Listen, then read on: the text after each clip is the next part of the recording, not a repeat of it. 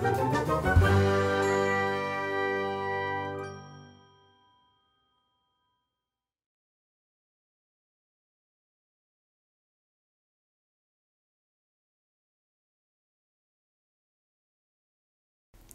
sejahtera. Nama saya Mariam Mokhtar.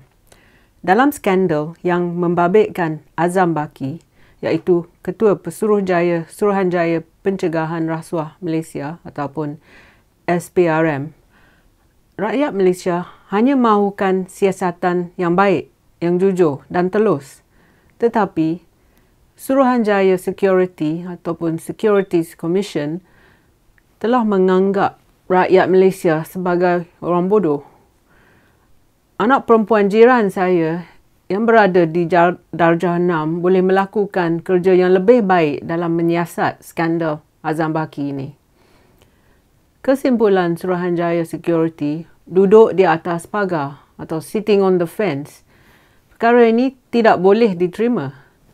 Terdapat konflik kepentingan terutamanya apabila SPRM menyiasat kes terhadap Suruhanjaya Security dan Suruhanjaya Security menyiasat SPRM. Penyiasatan Suruhanjaya Security semacam murid sekolah yang tak kuasa belajar untuk peperiksaannya dan kemudian hanya menconteng mana-mana jawapan yang tidak bijak pada kertas ujiannya. Skandal di Malaysia umpama durian runtuh, ya. Kami terperosok dari satu skandal ke skandal yang lain. Sebelum kita dapat menyelesaikan satu skandal, satu lagi skandal akan muncul. Jadi, saya tanya, ya, mengapa kita perlu mengambil berat terhadap skandal saham Azam ni? Pada tahun 2015, Azam merupakan pengarah bahagian siasatan SPRM. Seseorang dalam kedudukannya mestilah lebih bersih daripada bersih dan lebih putih dari putih.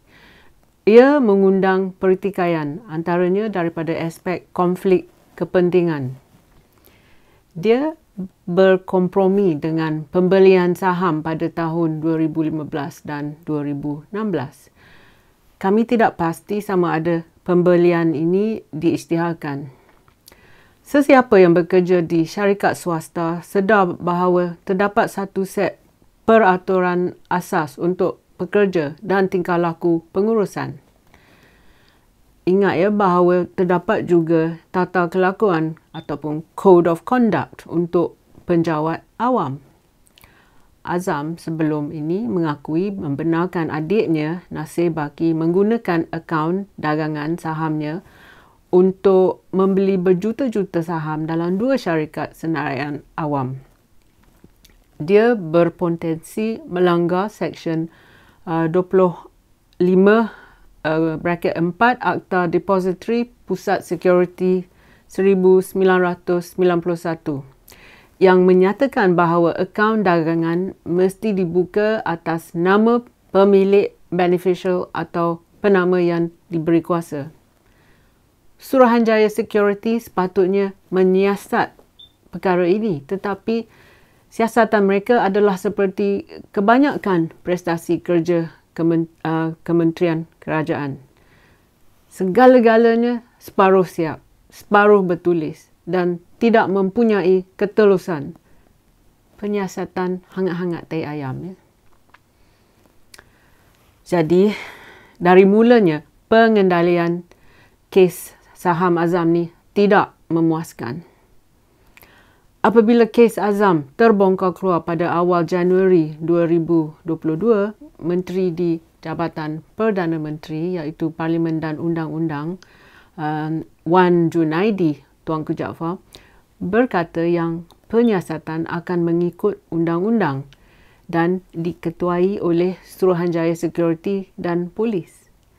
Beliau berkata pandangan Lembaga Penasihat Penjagaan Rasuah juga akan dipertimbangkan.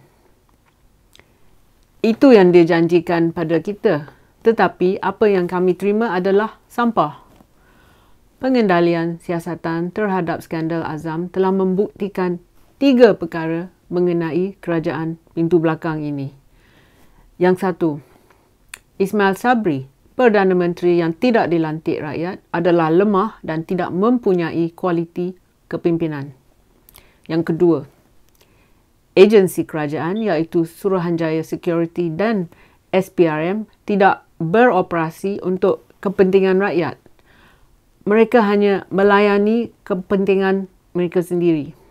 Dan yang ketiga, tiada keadilan di Malaysia. Penjawat awam, ahli politik, orang yang mempunyai kabel ke atas, golongan elit seperti VVIP, penjawat awam yang berpangkat tinggi dan orang dalam lembaga agensi seperti Suruhanjaya Security boleh melanggar, membengkok, memintas atau mengabaikan undang-undang. Tetapi orang biasa seperti anda dan saya mesti peratuhi undang-undang. Skandal Azam telah menimbulkan pelbagai persoalan. Soalan yang satu, selepas siasatan dijalankan, adakah kepentingan rakyat dihormati? Tidak. Tidak langsung. Soalan kedua, apabila Suruhanjaya Security tamat siasatannya pada 18 Januari dan mengeluarkan kenyataan akhbar, rakyat menjadi lebih marah. Suruhanjaya Security berkata bahawa berdasarkan keterangan yang dikumpul, Suruhanjaya Security tidak dapat memastikan secara muktamad bahawa pelanggaran di bawah Seksyen 25(4) SIKDA telah berlaku. Inconclusive evidence. Jadi, mengapa Suruhanjaya Security duduk atas pagar? Ini semacam pengajaran banduan Najib Abdul Razak, iaitu awak tolong saya tolong awak. Dengan kata lainnya, anda tidak menyiasat saya dan saya tidak akan menyiasat anda. Soalan yang ketiga, dengan laporan Suruhanjaya Security yang tidak konklusif ini, Azam mendakwa kemenangan untuknya dengan mengatakan bahawa failnya telah ditutup dan dia boleh kembali bekerja. Beliau mengucapkan terima kasih kepada Suruhanjaya Security dan melahirkan rasa lega kerana tekanan yang dialaminya sejak beberapa minggu ini sudah berakhir. Beliau mendakwa bahawa Suruhanjaya Security mendapati beliau tidak melakukan sebarang kesalahan. Ini tidak benar kerana Suruhanjaya Security dengan jelas menyatakan bahawa mereka tidak dapat secara muktamad memutuskan berlaku pelanggaran undang-undang. Siapa suruh Azam menutup fail siasatannya? Bagi orang ramai, skandal saham Azam ni masih belum selesai. Soalan yang keempat, kami ingin tahu mengapa pegawai penyiasat Suruhanjaya Security enggan menghuraikan penuan mereka. Mengapa tidak membuat sebarang cadangan? Kenapa tidak? Soalan yang kelima, orang yang dalam panel. Jadi, siapakah ahli panel Suruhanjaya Security yang membuat keputusan ini? Tidakkah mereka sedar akibat penyiasatan tak konklusif mereka ni? Adakah ahli panel Suruhanjaya Security layak dan berpengalaman untuk menjalankan siasatan ini? Soalan yang keenam, mengapa keputusannya tidak dapat disimpulkan? Adakah kerana kekurangan bukti? Adakah prosedur rasmi tidak dipatuhi dengan ketat?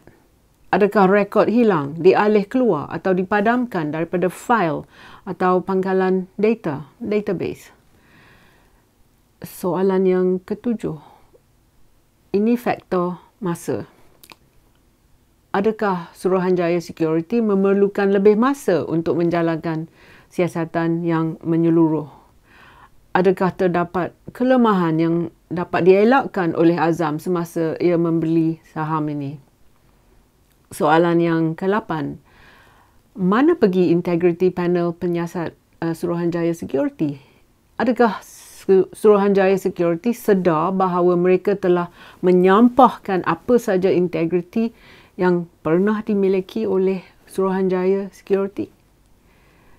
Soalan yang ke-9. Adakah Nasir Baki, adik kepada Azam, dipanggil untuk memberi keterangannya?